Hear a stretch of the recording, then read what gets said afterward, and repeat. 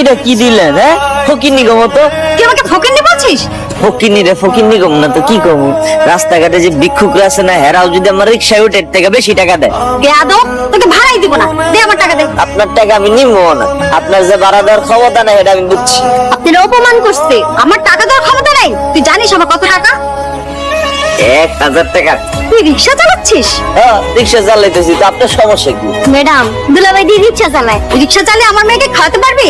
ও বলে যা আছে তাই খাও। আর একটা কথা বললে মারবো একটা।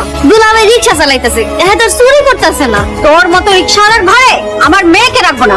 আপনার মাই আমার করতে যাইবো। তুই আমাকে চ্যালেঞ্জ করছিস? যুদ্ধ ঘোষণা করলাম, পারলে আপনার মায়ের লয়ে যান।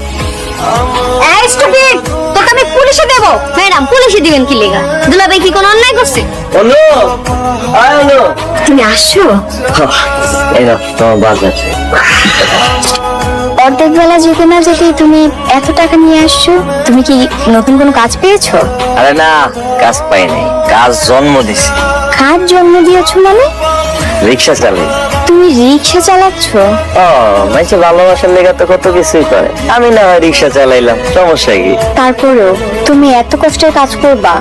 দেখো না, রিক্সা চালানো বাদ দিয়ে অন্য কোনো কাজ করা যায় কিনা। আচ্ছা, এটা না পরে দেখা যাবে, কিন্তু আগে কিছু কামাই করে পেট তো চালাইতে হবে। আচ্ছা ঠিক আছে, যাও তুমি ফ্রেশ হয়ে আসো, বিশ্রাম নিবে।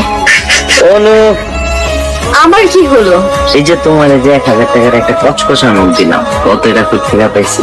কোথা থেকে? আর রিক্সা চালিয়ে পেয়েছো? আরে কোন প্যাসেঞ্জার কি একবারে আমার 1000 টাকার একটা নোট ভাড়া দিব?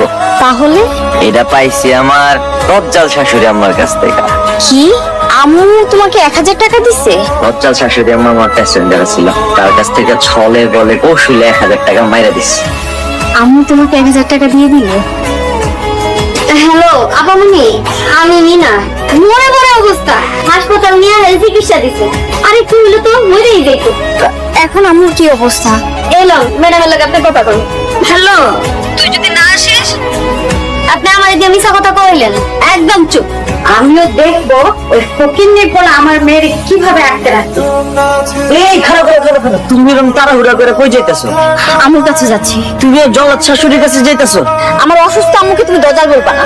দজ্জাল শাশুড়িরে দজ্জাল কমু না তো কি কমু? আচ্ছা তুমি কি জানো, ওনাকে যদি সময় মতো হসপিটালে না নেওয়া হইতো, উনি এতক্ষণে মারা যেত। আমার অসুস্থ মাকে নিয়ে তুমি মজা নিচ্ছ? তো মজা নিমু না তো কি করবো? হ্যাঁ, কিছুক্ষণ আগে রিক্সায় করে এক জায়গায় দিলাম, এর মধ্যে আবার হসপিটালে ভর্তি হয়ে গেছে।